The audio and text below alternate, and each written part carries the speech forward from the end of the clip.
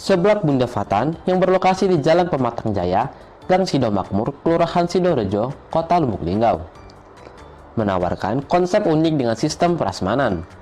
Pengunjung dapat memilih berbagai macam topping sesuai selera, mulai dari kerupuk, mie, bakso, ceker, ayam, hingga sayuran segar dan lain-lain.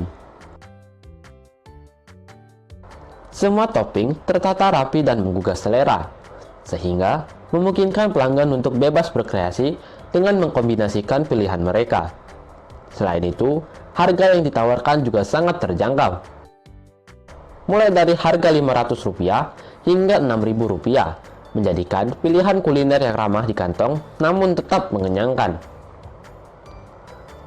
Nur Halimah, pemilik Seblak Bunda Fatan, mengungkapkan bahwa awal usahanya ini dimulai secara iseng tanpa konsep prasmanan. Dulu, masih jualan biasa, belum prasmanan. Lalu, kepikiran untuk mengusung konsep ini, dan akhirnya berjalan sampai sekarang.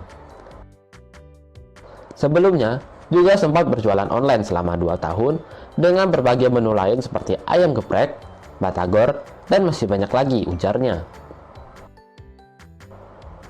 Seblak Bunda Fatan buka setiap hari mulai dari pukul 10.00 hingga 21.00 waktu Indonesia Barat.